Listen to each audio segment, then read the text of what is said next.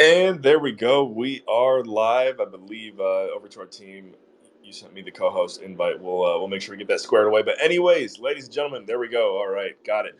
Welcome to another edition of ANCAP Radio. I'm your host, Adam Carswell, also known as the Voice of Liberty. Joined today by Jayant Bhandari, someone who we've had on the show several times now. Always enjoy investing and spending our time with Jayant. He has a phenomenal conference, which for a lot of reasons has been the genesis of bringing many people in our circles together for the first time. That is coming up on June 1st. We're going to drop a link in the description. We'll do it right now, actually, just to make sure we get it out there. But we're going to talk about the conference in detail today as well, kind of the genesis of it. And then, as you see, evolving chaos. I know Jayant always has some evolving chaos stories that we can dive into, especially in the third world, in the Eastern world, areas that typically go, I would say we get told by the mainstream media and even people in our circles what's really happening over there compared to knowing someone personally who can give us their 2 cents. So it's always nice to have Jayant who comes with that background. But again, this is ANCAP Radio. Whether you're with us here live or on the replay, hit the like button, hit the retweet button, get this one out to your networks and spread the good word of anarcho-capitalism. And on that note, I'd like to pass the microphone over to Jayant Bhandari. Jayant, it's great to have you here. Could you, just with our audience who's unfamiliar with you, share a little bit about your background and how you first became an anarcho-capitalist? Thanks for having me again, Adam. I became an anarcho-capitalist for as long as I can remember. I all grew up thinking about all the crazy, non-stop stupidities I saw around me. And I thought this couldn't be true. What was happening, the controls that we had in India, the way the society behaved, I craved for more freedom. And I would, we would sleep on the roof of our house. And I would look at the stars and I would think, these are the same stars that Americans can see. So at least I'm connected with America in some way. So I had this instinct to be free for as long as I can remember. I was probably 5 or 6 or 7 years old when I started consciously thinking about getting rid of this the claustrophobia I felt in that ecology. So something interesting you said there, which I do think this journey that we're all on, and we had Mike Termott on the show recently. I don't know if you're familiar with him. In fact, I might need to connect you with him. Do you know who Mike Termott is? No, I don't. He's running for president as a libertarian. He did a great session with us a few weeks ago and could potentially be someone we could maybe even get over to the conference. But anyways, he just talked about how in our lives, all of us have different callings and different paths that we need to go on. And that's really one of the biggest, most fulfilling things we can do with our lives is find our path and pursue it. And so in finding your path, it sounds like initially you wanted to be more free or always felt free and just wanted to experience what that was like to the fullest. I love the analogy of the stars there.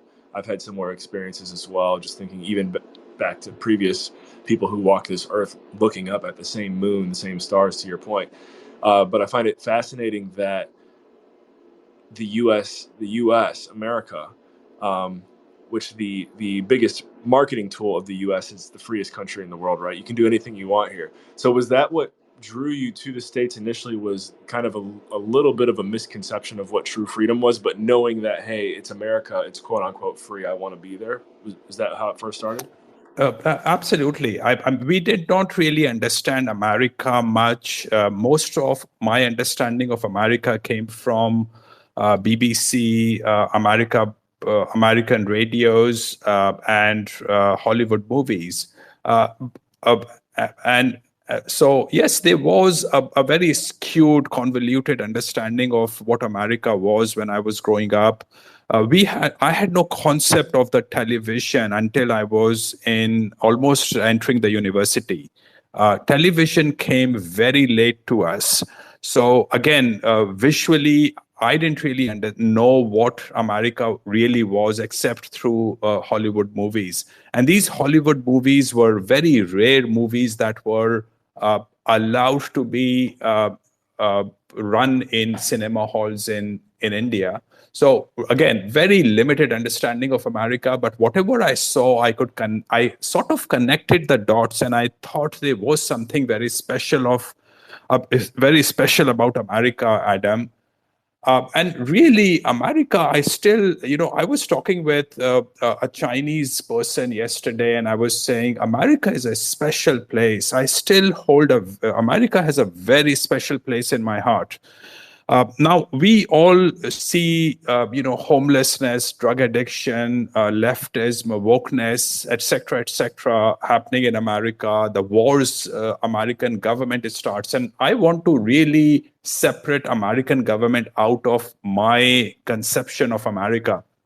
Uh, despite all these things happening, compared to what the rest of the world is, America is still, in my view, a very special place. It is very likely the best country on the planet, but it has a lot of social conflicts happening, and more will come, unfortunately. Right. I'm there with you, and I know majority. I think majority of our guests make fun of the U.S. And rightfully so. And typically, the points that they make, I get behind them 90% of the time. However, was an American living in Canada now, but very familiar with both countries, which are basically the same, right? Like Canada is the 51st state, in my opinion. I do find the potential to pursue something along the lines of entrepreneurship and have success. The like, if you had to pick anywhere in the world to do that, and also to kind of guarantee your own safety, because I understand you can go to some African countries and make a fortune. I mean, you could really probably go anywhere and make a fortune, right? But if you just want to put yourself in a position to be successful, become a true anarcho-capitalist, get your business started, and then maybe move to Latin America where you can live on a farm away from the chaos of the world. That seems to be the strategy, the most successful plan there. So, do you find that relatable at all to your journey? It sounds like you got to the States, you realize, okay, it's not what I saw on TV, but I can still accomplish a lot here. I know you're based out of San Francisco. Just what comes to mind for you and to you when you hear, the points I'm making? Well, I have a different opinion about where to make money. I continue to think that the best place to make money continues to be America and some of the developed countries, European countries, East Asian countries. These are the places where I personally like to invest my money. I used to manage a portfolio of a boutique firm that I worked for 6 years. And I used to manage their third world portfolio. And I never liked investing in the third world. I don't think I could become rich working in Africa. Africa is extremely chaotic. Sub-Saharan Africa, in many ways, is very, very similar to India. Very chaotic, very corrupt. So unless I wanted to wine and dine with, bureaucrats and politicians in these countries, which is what I did when I lived in New Delhi, which was all about, what we were supplying had no value. What was of value was how much bribes I was prepared to give, whining and dining and taking care of egos of these bureaucrats and politicians. Really low lives, I would say. Um, Firstly, I didn't want to continue living that way. And I did not necessarily want to make money by transferring money from the wallets of citizens of that country into my country by bribing these bureaucrats and politicians. Remember, value I provided had no value in the minds of decision makers. The only thing that mattered to them was corruption. So, contrary to several other people, as a young guy, now I'm much older than that. As a young guy, I have no interest in. I would actually move to one of the first world countries, become reasonably well off. And yes, that would be a good time to move out if that's what I wanted to.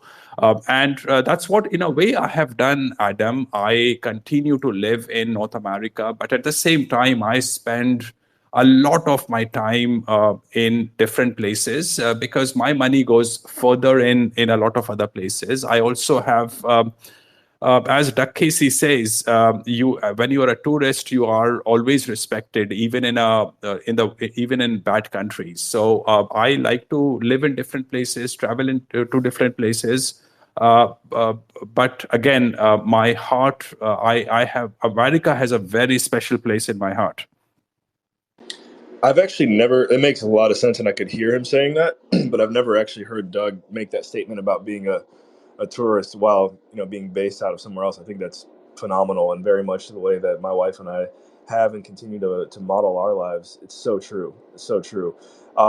And I do want to remind everyone we're here live with Jayant Bhandari. If you're just joining or on the replay, we're going to be opening up the floor for comments and questions in about 15 minutes. This is ANCAP Radio. We go live here every Thursday, 3 p.m. Eastern Standard Time. Hit the like button, the retweet button.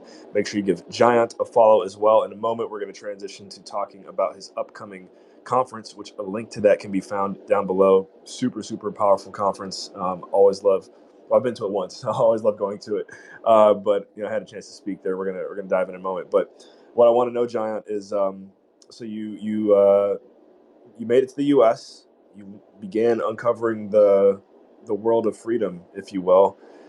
What was your journey? What was that journey like? Because I'm sure your concept of freedom arriving in the U.S. changed to where it's at now.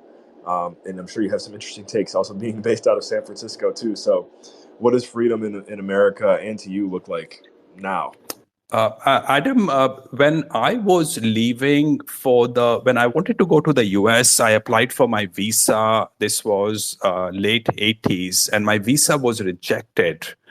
Uh, s- uh, th- so I could not really go to the US. It took me a year before I could go to the United Kingdom to study.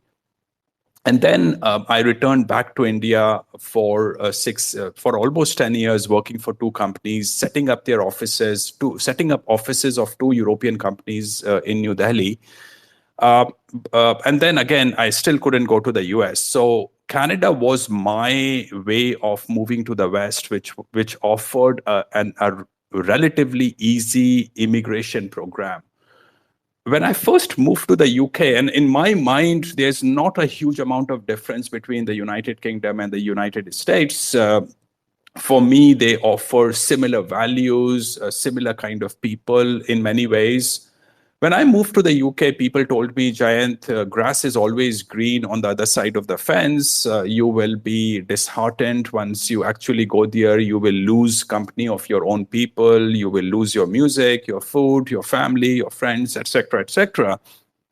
Uh, and Adam, when it of course took me a few days of adjusting in the United Kingdom.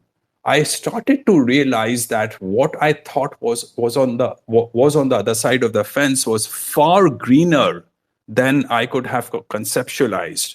And again, Adam, you were talking about a lot of people who come on your show, and common friends you and I have, who uh, who uh, who have a lot of negative things about America.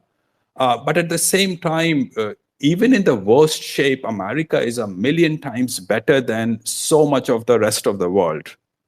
American people are among the most open minded people. Again, despite the fact that there are so many woke, cancel culture people, and I've been canceled in North America, despite all those people, Americans are almost so open minded that they sometimes, to my ears, sound self flagellating.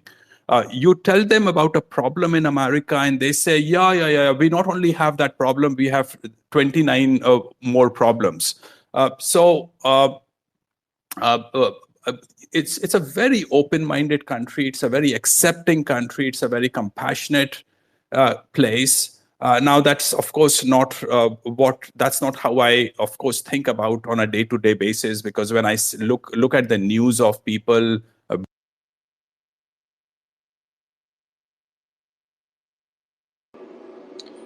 It looks like maybe your audio might have cut out there. Oh, yeah, you're Uh, back now. okay, all right. But you were saying something about the news.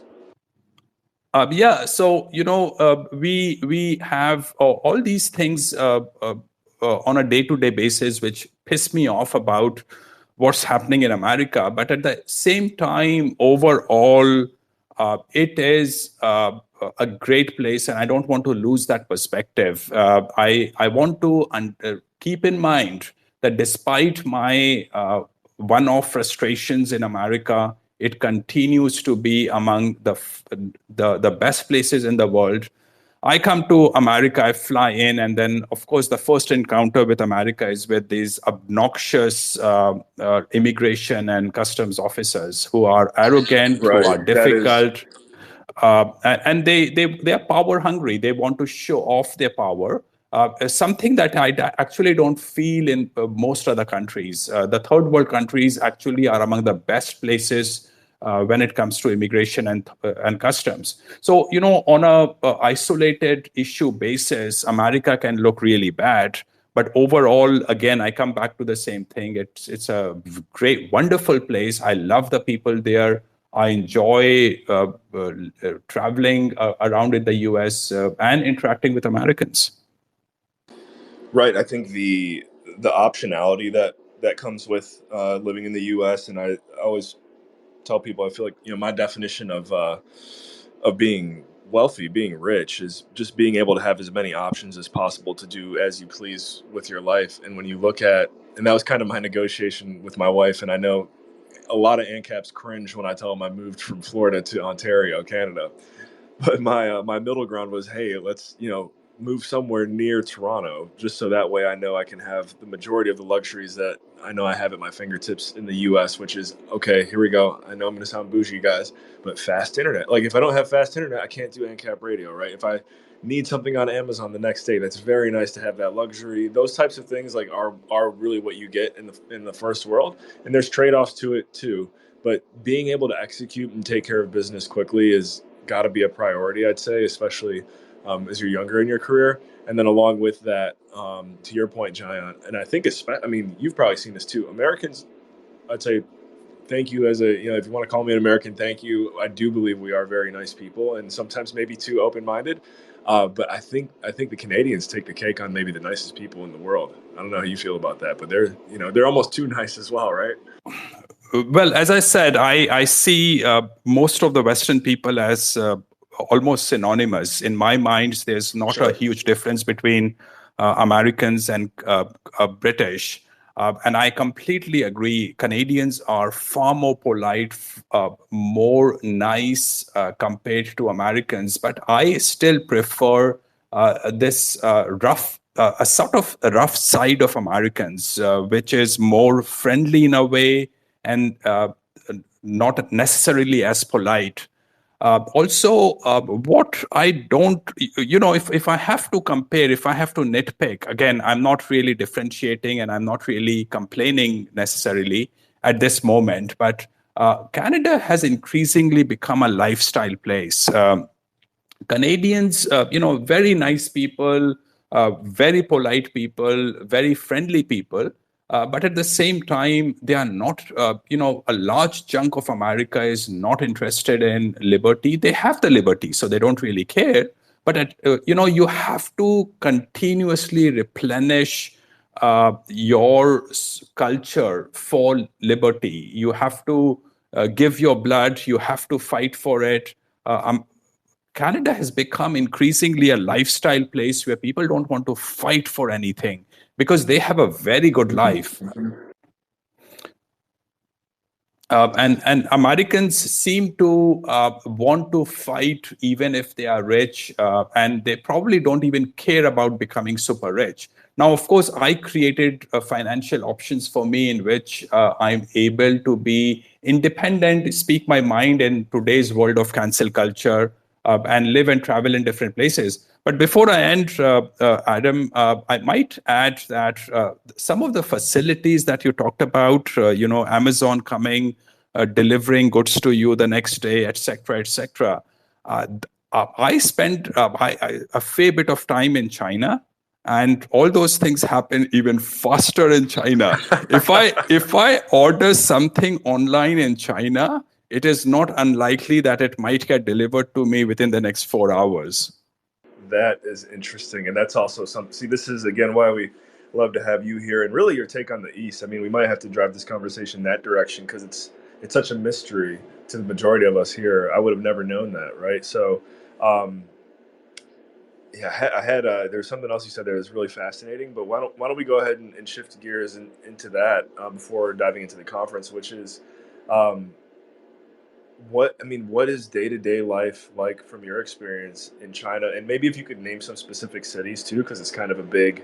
Just to say China is relatively vague, so maybe the differences between Taiwan and Shanghai, and maybe even like smaller rural China. I feel like I don't know anything. We had Mikkel Thorup tell us a little bit about it, but what's your take on optionality and also freedom in China?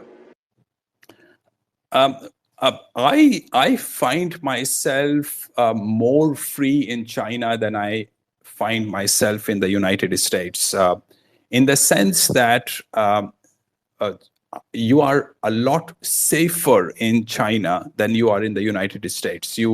They don't have the problems with drug addicts. They don't really have a problems with protesters, and I completely dislike these protesters who want to stop movement of people in big cities in the United States and think they can get away with those, and they do get away. Uh, in many ways, I find China very good. The pollution has improved, environment has improved hugely in China over the last couple of decades that I have been going there for. And in many ways, Adam, contrary to what a lot of people think, China, if there is another country that can be America, physically in terms of how what you feel about it, might actually be China. China is huge. You can drive on and on from one part of China to another part of China. The highways are great. When you drive on highways in China, if I don't tell myself that I'm still in China, uh, I can easily start thinking that I might be in the United States or Canada because the roads they have copied American ways. Now, Chinese government might not accept that, but they have copied so much of the Western society. Chinese want to practice their English. You go to a public area, and young Chinese people are very likely to approach you and would want to practice their English with you. So the Chinese have an instinct to copy, emulate Western ways, and this is something which you can trace for at least the last to Japan of 1860 when they started bringing in European and German and West European culture into Japan and wanted to modernize their society.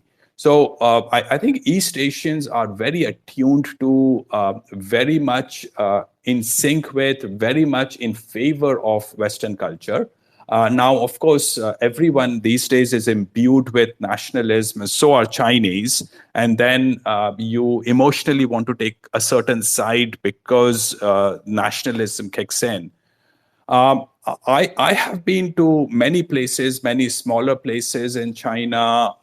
I've been to the big cities, of course, Shanghai, Beijing, Dalian, Xinjiang, Kunming, uh, Guangzhou, Guangdong, Shenzhen, a lot of other cities in China. They again, to my Chinese would tell me they are all very different. To my eyes, they somehow come across as very similar. Um, and again, increasingly modern, increasingly safe. One thing I might note here is that if you go to, let's say, Singapore, what is very common is that when you go to a food court, women, and this is very common everywhere in Singapore, women would leave their wallets or cell phones. And when I travel to Singapore, I do the same thing. Leave all these things to fix a table for yourself. Go away to a shop, for 10 minutes, bring your food back, and your wallet and cell phone are still sitting there waiting for you. No one worries about those things. Uh, what I remember is that when I first started going to China, there were these barbed wires around houses. There were uh, uh, strong steel bars on the windows of their people's houses. And now, recently, I was in Shenzhen, and I was surprised. They are starting to do what people in Singapore do, which is they leave their wallets on the table, go away for 10 minutes, and come back. So China has become extremely safe. Now, again, as I said, I go to China very often, and I hear about this social credit system. I have never come across it, honestly. I don't know what it is. I have never experienced it. I have never had to prove my social credit. So, is social credit any different from no-fly list we have in the US, or all the kinds of different lists we now have in every country? Is it any different? I don't know. I have never faced it.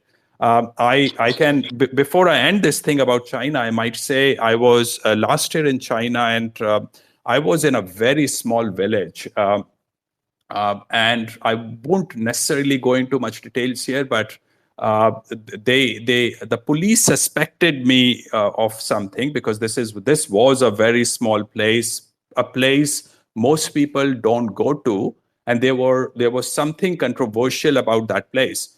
And I was, a brown colored guy, Arab looking guy walking around. The police chased me down, and I was not staying in a hotel, so they had to, and I should have been registered ideally, but I wasn't. So the police followed me somewhere and stopped me and wanted to check my passport, and I declined to show my passport to them. Um, and we had this argument for about 10 minutes or so, in which I said, no, why should I show my passport? I'm not crossing a border. The same American thing. And I was, Adam, very pleasantly surprised that this guy, policeman, kept on apologizing to me. He was throughout polite with me, and he continued explaining to me that, hey, I understand what you mean. So he was a smart guy. He understood rules, and he wanted to take me through the Chinese rules. So this was not the rule of man conversation, it was the rule of law conversation with him. So he was not there to show his power. And something, again, I have encountered in Canada and the US as well. Very polite policemen, mostly. And he took me through it, and he said, hey, I understand in Canada, you don't have to show your passport, but here the law requires us to ask for an ID card, and you have to show me an ID card. So I eventually ended up showing my passport, but again, ended up with a good feeling that there's a rule of law. Whether I like the law or not is a different matter, but it's not the rule of man that a lot of people think China has.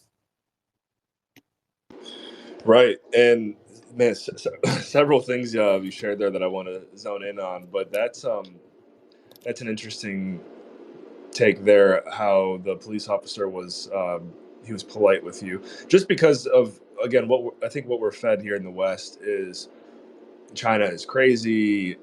You would never think that it's as modernized and as similar to the Western world from a look and feel perspective. And actually, I have heard that what you were talking about in Singapore, leaving important possessions at coffee shops and returning. I got a similar vibe. Only place I've really been in the East is Japan, but I did get a similar vibe of everything you're sharing there too. It's interesting you bring up the social credit system, just because I think there's a lot of misconceptions similar to that one that have permeated across the world. Uh, I could say here in Ontario in Canada, now that we're here, I get hit up by all of my freedom loving unvaxxed friends in the States and all over the world, and they send me these headlines of, like, Trudeau's doing this and Trudeau's doing that, and I look out my window, I look at my neighbors, I go out in public every day with my children, and I don't see any of this chaos that apparently the news is telling people is happening in Canada. So I always find that interesting, and it kind of goes right aligned with the social credit system in China. It's like we're told one thing, but is it really like that? One thing I'm going to backtrack a bit here because this is something you said, and I think personally, I just want to hear your take, and I'm sure our listeners, our younger listeners, could benefit from it too. You said something along the lines of you've positioned yourself in your professional career to be in a position where you can freely speak your mind and not impact you from a wealth perspective. You've set up this fortress to be who Giant is, and I think that's one thing that's probably holding a lot of ANCAPs back from speaking their truth is fear of what might happen to them with their job, financially, whatever. So, is there any practical way for our listeners to kind of pursue a similar path of insulation the way you did? So, firstly, Adam, you have to leap into the unknown, really. When I left India, I left a horribly wretched, screwed up culture. It was a leap into the unknown, and it destabilizes your mind for a very, very long time. Because you have to reconstruct your worldviews, your ways of behavior for the new place. So I think one is the leap for into the unknown and having the sort of courage to leap into the unknown and allow yourself to believe that it might not be the end of life. Because political correctness is something Western people now grew up with. They think that if they don't have that politically correct behavior, they might get into serious trouble. They might lose their friends and families. They might lose their jobs. That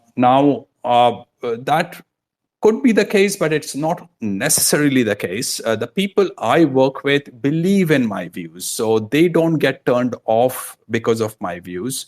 But also, one thing that I have had from very early on is the idea of saving, an idea of investing, an idea of building a, a wealth, building wealth enough that would keep me free, and I have achieved that, thankfully, which means that if I don't get business because my views are not liked by some people, my response is, all right, I don't care. If I don't need my business by sacrificing my values, but also remember, I moved to the West to get freedom. I did not go to the West for money. I'm one of those rare people, Adam, who moved to the West for liberty.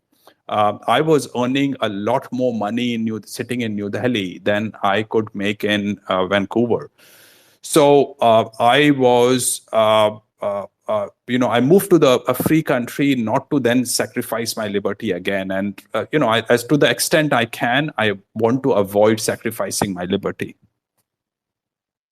Beautiful. I love it. I want to remind everyone here, if you're just tuning in or on the replay, this is ANCAP Radio. If you have not already followed Giant or our profile, make sure you do so. Hit that like button, retweet button, and we are going to open the floor up now for callers and for questions. So, if you've been listening along here, you do have a question or a comment for Giant. All you got to do is tap that little request to speak button at the bottom left corner of your phone. If you're on desktop, there should be a button there on the screen as well for you to request to speak, and we'd love to get you up here. So you've been running the Capitalism and Morality Conference for quite some time now. Our mutual friend Doug Casey, who's been on, co-founder of ANCAP Radio, very involved here on the show a lot recently. He said to me the other day, he's like, until COVID hit, he's like, I would never, ever, ever miss one of Giant's conferences. Which, by the way, guys, the link is down below if you want to check it out. How did this all begin? Because it seems like it definitely, you've unified a lot of like-minded people along the way. But tell us about the story of your conference. As time has passed, Adam, I started to realize that Western culture was slipping away. Western hold on liberty was slipping away. Western philosophy was getting corroded. And partly the problem was wealth. Wealth does make you intellectually lazy. You don't want to necessarily fight for anything. So I realized that if the West wanted to protect itself and wanted to protect itself from continual degradation, um, it had to preserve what their ancestors had created. Civilization is a very unique concept. It's a civilization is only the West got civilization. Other people in the rest of the world continued to stay animalistic, is if that's the right word to use. Um, East Asians are the only people who had the eyes to copy the Western culture and became Westernized. But the only civilization that exists in the planet is the Western civilization. And I wanted to contribute my part in protecting that civilization. And that is what got me into running that seminar. It was purely a charity work, and people said, hey, again, the same thing, Adam, that if you do a seminar like this, you will get cancelled, you will suffer. And for me, I said, hey, I'm going to face some financial consequences, but I'm still going to do it. But Adam, I tell you, this has been a blessing for me financially as well. Not because of the tickets that I sell, because I actually continue to subsidize the seminar. It is a huge drain on my financial resources. But the kind of friendships I have made, the kinds of relationships I have built, because of that seminar, have provided me benefits, including financial, that I had not thought about. Again, I come back to the same thing that I said, that sometimes it just makes sense to leap into this unknown and see what happens.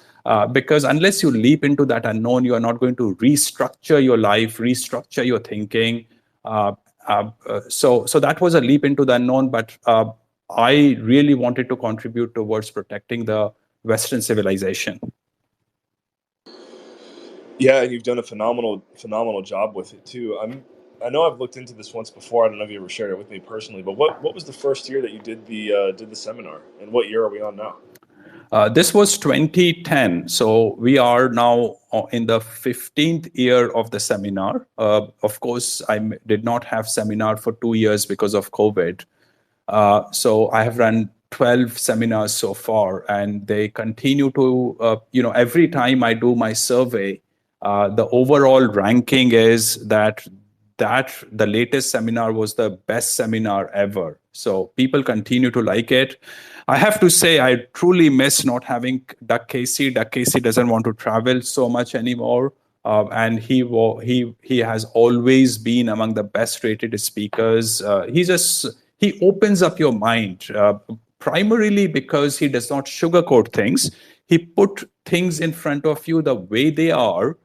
And I have also learned, Adam, that the best education happens when things are provided to you in the rawest form possible, without sugarcoating. The moment things get sugarcoated, people always have rationalization and escape routes. So I prefer the raw uh, behavior in expressing truth that Doug Casey has.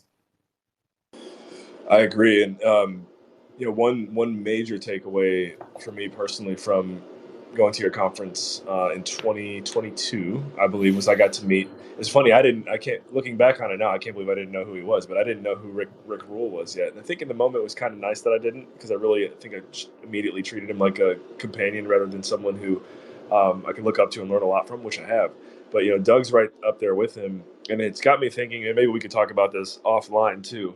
But I've been a part of conferences and events before where if a speaker can't be there, they can Zoom or stream them into the meeting or the conference area. So I don't know if we've thought about getting Doug on a Zoom call and streaming him into the conference center there. But if that's an idea that you want to pursue, we can talk about that offline.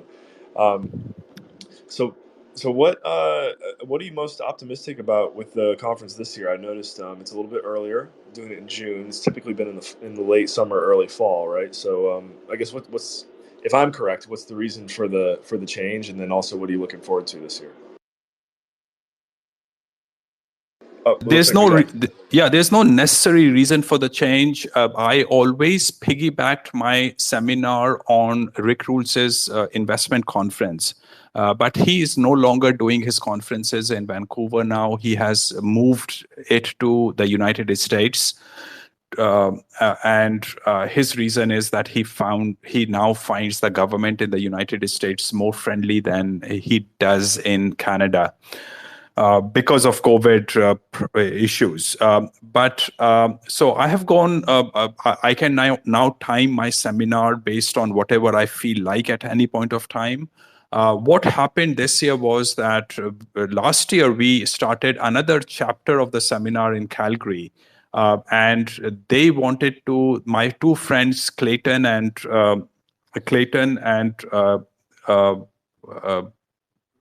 Drew, I guess. I'm forget sort of the name is slipping off my head right now.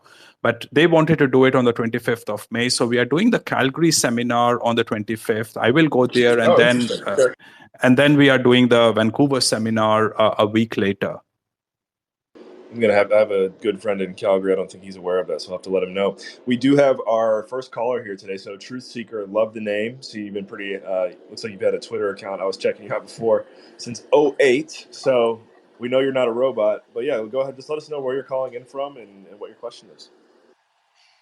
Hi, can you hear me? We can go right ahead. Yes, hi. I'm calling from Ohio. I'm Indian American. I would say probably I'm first generation Indian. And I'm 58 years old, probably maybe a little bit older than Mr. Bhandari. But, the truth is painful, Mr. Bhandari. However, I think that has to be where we start with, is the truth about Indian culture, third world culture, perhaps, and the fact that, with his framework, you can really start to understand where my family came from in India, and nothing until I listened to him and kind of got over the radical honesty of it. I think now it's really where we start with is acknowledging the deficits and moving forward. So my question really is, aside from changing at an individual level, does he see any hope for a society like India, or is it really beyond redemption? Thank you. Yeah, great question. And Giant, I'm sure you could hear it there. It looks like you're muted, but go right ahead. Well, absolutely. India is beyond redemption. There is zero hope from India, and it will continue to worsen, and it will fall apart into tribal units. It will go savage and barbaric with time. And I give India no more than 2 decades to get there.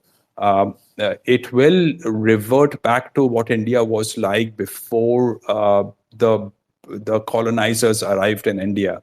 There will be complete fragmentation, atomization of people, breakup of the rule of law. There's no rule of law anyway in that country. So no, yeah, absolutely. There's zero hope from India. It is beyond redemption. It never had any hope anyway. India was extraordinarily lucky that it got Europeans coming over to colonize it and try to civilize it. And the day India got rid of Europeans was the day that degradation of India started, and regression of India started to its pre-colonizer medieval dark ages. I just want to may I make a quick statement? Sure, absolutely. Go ahead. Can you hear me? Yep, we can. Go right ahead. Hello?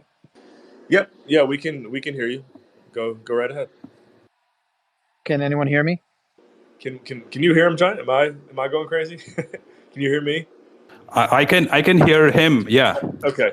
All right. Yeah, we can hear you. So I just wanted to follow up with, yes, the truth again is bitter, but you know what really bothers me, RG, is that the lack of, there's no honor culture in India. By that I mean there's no honor or shame culture, in the sense that every interaction however close the relatives are or your family and friends, there's very little trust. It's a very low trust society, as you pointed out.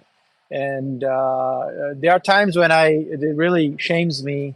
I feel personal shame coming from a Indian background. And I guess parenthetically, the only thing I feel like I can do at a personal level is try to live up to the ideals on the other side. By that, I mean, go against the stereotypes and try to be, as honorable as I can be. So, thank you. Totally. And thank you, Truth Seeker. Love the name, and thank you for tuning in. Hope to see you around more often. Giant, did you have any follow-up for his final statements there? Well, the only thing I would say is that it's not just a low trust society. India is a no trust society. And in fact, you can be reasonably confident that people you help will, instead of having gratitude, will come and backstab you. That is the nature of the culture on which a veneer of civilization was plastered by the Christian missionaries and colonizers. And that veneer has worn off now. And the raw savage culture is very rapidly emerging in that country. It took it a while because people that the British left behind were chosen by the British, and so they knew better how to keep the society running under the framework of the rule of law. Those checks and balances are gone. No one cares about those rules anymore. Corrupt, brain dead people have risen into positions of power. Meritocracy is gone in that society. And today we have a prime minister who was actually born out after the British had left. And in my mind, that actually marks a new beginning for India. It's a complete break from the British. And now something very interesting has started happening in India.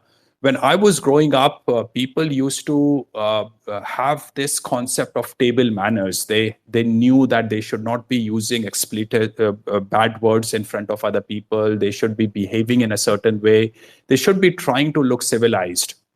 But now Indians have copied what I would say is also a part of the ghetto culture in the US, which is rashness, rudeness, using nonstop profanities, abusing other people. Those kind of things are now seen as classy things to do. So the whole the flow of Indian culture has completely changed now.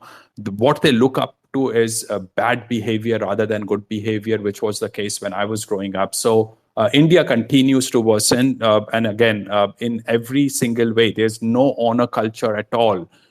In fact, Adam, I have probably talked about it in the past, but I had my mental association with words like truth and honor and compassion were completely different from what they actually mean, because I had no practical experience of these words growing up in India. And I thought, for example, that truth was saying what sounded good. That was my mental association about truth. And similarly, honor was just looking standoffish rather than being honorable. So mental association of words changed as my cultural experience changed, and I had no cultural experience to underpin these words with what they actually mean in the West. I mean, I didn't even consider that, but that's a really fascinating take on how your comprehension of certain words, and it also reminded me, we just had someone in our in one of the groups that you and I are in come speak about how the deep state, or I'm not sure whatever phrase you want to use here, but how they're kind of manipulating the English language, changing words under the mirror from a definition perspective right under our nose without us paying any attention to it. So I'm actually, you made me think I'm going to go track that guy down to see if we can get him on here as a guest. But to your point, you thought truth was something different. So I'm just curious, what are some other words or ways of life that you thought you knew what it was when you were there in India, and then figured out the reality of the scenario after living in the West? Well, another word was socialism. Socialism, I thought, was something similar to what we consider as the meaning of elitism. Yeah, I thought socialism was about getting into power and exploiting people to the fullest you could, and running their lives. Now, socialism by itself does not have a bad meaning. It just means that people have equality, etc., etc. But that's not the concept that I had those days. The Because I had always seen bureaucrats and seniors and people in position of power exploiting their power virtually every single time. In fact, I like to, I can't think of uh, too many encounters over my life in India where I could say I had a trusting relationship or a relationship of equals. Those kind of things simply don't exist in that country. Something that I can experience a multiple of times in one morning in the US compared to what I experienced throughout my life in India. So again, a lot of concepts, a lot of understanding of things slowly changed. I'm not even sure if I'm fully aware, conscious about those changes. But just the respect. If you are, let's say, if you dress up like a homeless guy, forget about dress up like a homeless guy. Even if you dress up nicely as a maid, or if you show yourself as a servant, you might be denied entry into a mall in India. You will not be given a seat in a restaurant in India. You will be treated abusively. And recently, they were a guy from a village was denied entry into a metro in Bangalore. So that's how deep the caste and class system is in India. Whereas, in the West, I realized that people were reasonably respectful to you, irrespective of the car you drove or the clothes you wore. Right. Yeah. Class system was that. That is another similar to what we were talking about earlier with the social credit score. One that we've been made aware of, I'd say, in the West that until now I didn't know the reality of if it was actually a thing there in India. I do see Truth Seeker. You had another question. So, and by the way, you said you were calling in from Ohio. That's my home state as well. So cool to know you're from there. But go ahead with your question. Oh, wonderful. The only thing I would defer with Mr. Bhandari, is that my experience as a first generation Indian American with a teenage daughter, and the environment that I see Indian Americans and so forth, I don't see the dysfunction or the what you have observed. What I'm seeing is a population that's successful, integrate into Western values. Yes, they tend to skew liberal, but regardless of that, I happen to think that Indian Americans will integrate like Jewish Americans in terms of intermarriage, adopting the values of the West, and so forth. Yeah. Yeah. Yeah, Truth Seeker. America got some of the best Indians, and so has been the case with the United Kingdom. Yes. Yeah. So they, the good people who came here for liberty, people who are smart enough, assimilate. But the average guy from India is never going to assimilate. He is going to prove himself worse than worse than people from North Africa or the Gulf countries. People don't really understand how savage and barbaric an average Indian can be. The Americans have only faced the first wave of American Indian immigrants so far. I mean, again, I interact with a lot of Desis and that generation. Do you really see that, or am I not? Am I being blind to their character, or is this a personal experience? I'm curious because I'm not saying you're not seeing that. I just don't. I'm not seeing that, and I guess that's what I'm asking. I You just won't don't see see that that right in the now. US because they are still operating under the legal and law and order systems currently in place in the US. So you have to behave in a certain way. If you stop your car on a highway, police will come over and seize your car. If you create public chaos, someone will do something about it. If you go and molest women, you will go to prison. So they know that things are not, their ways don't work in America. But once there is a critical mass of such people, then things Oh, will okay, stop I working, get and it. they will Yep. then America will be is starting to look more and more like India. And I have to say, Truth Seeker, that's already happening, and that makes me really, really sad. Because America is bringing in too many people from the third world, bringing in as a result too much of third world culture, and that reflects in the voting pattern of the US. As a result, the politicians are becoming more and more woke and leftist. And you already said that even the good Indians you were talking about tend to be leftist. They're liberal. So, already the culture is shifting in a certain direction, and that will eventually, as termite destroy things, they will eat away the innards of the Western civilization. I think you're seeing that in the UK amongst the Muslim community. Because they have a critical mass. You already see ghetto. Correct. There's already ghettos in Bradford and places like that. So hope that doesn't come to America. Thank you.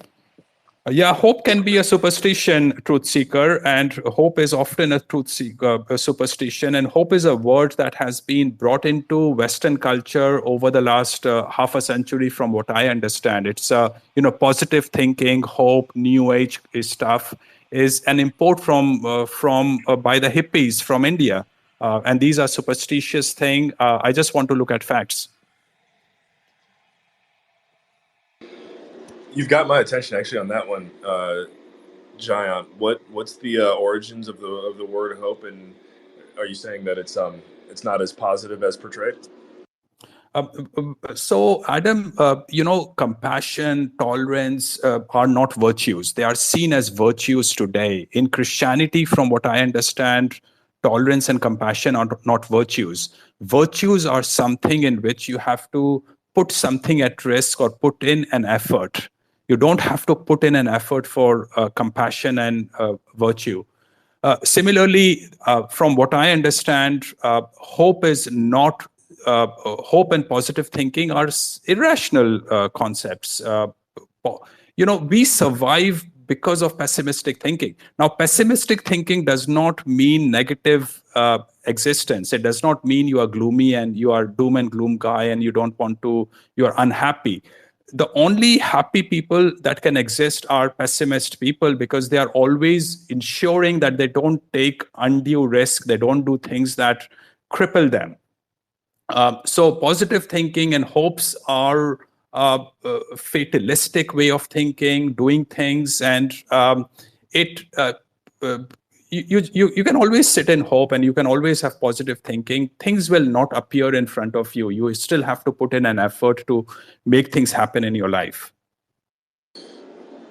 I love it. I'm always looking for my own personal key takeaway from the conversation, and that might be it here as we come upon the 60-minute mark. So, Jayant, just want to say thank you again for taking time out of your busy day, coming to us from San Francisco. Always great to talk to you. Looking forward to your conference, which is around the corner.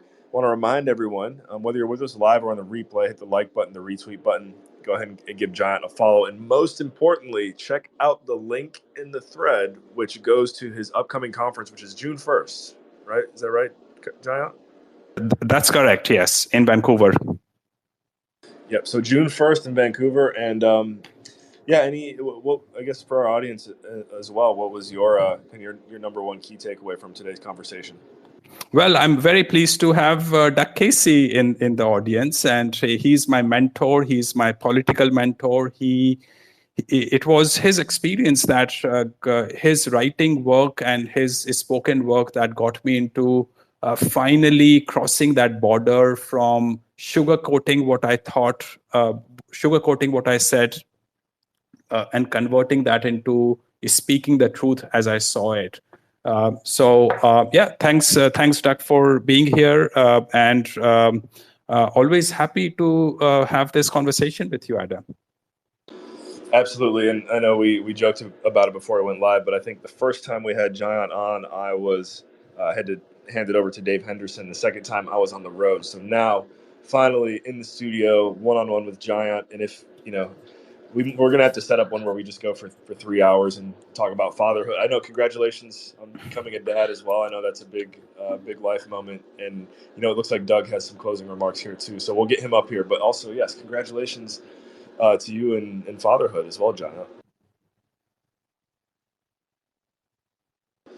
And here comes Mr. Casey getting connected. The beauty of live events. I guess we'll take this moment again, just a reminder, everyone, if you're not already following Jayant, give him a follow and check out I'm sure we had some more traffic in the thread too. I haven't seen the comments yet, but I know the link to his conference is down there. I know when Truth Seeker tried to connect earlier, he had some issues there. So it looks like we might be running into the same thing with Doug. So we'll give it another 30 seconds here. Oh, there we go. We got him. All right, Doug, you are now connected. Yes, I hope that I'm on properly, but I've got to say, I'm sorry I missed most of the call, because the points that Jayant makes are just spectacular, and especially since they're boots on the ground. They're not theoretical, although they are, but they're practical and realistic and really solid. So congrats, Jayant. I wish I'd listened to your whole presentation, but it's recorded, so I'm going to go back. Well, thank you, Doug. And again, Adam, one more thing is that Doug encouraged me to write a book on the third world countries, which is I'm halfway or more through that book. So I hope that book will come out later this year or sometime mid of next year with a foreword from Doug Casey.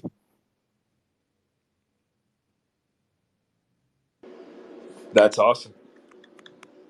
I don't know if that was a golf clap there, Doug, but we'll make sure we get you connected with Jayant for that when the book is ready. So again, thank you all for joining us here today on ANCAP Radio. We are going to be live again next Thursday or Friday, depending on where in the world you're tuning in from, at the same time. Be sure to give us a follow as well to ensure that you catch that, and also to our team. If you didn't drop it already, well, at least get it in there for the sake of the replay. A link for the ANCAP Radio email updates. Stay on our list. That way you'll never, ever miss an episode when we go live. Thank you again for tuning in, and we'll see you next week.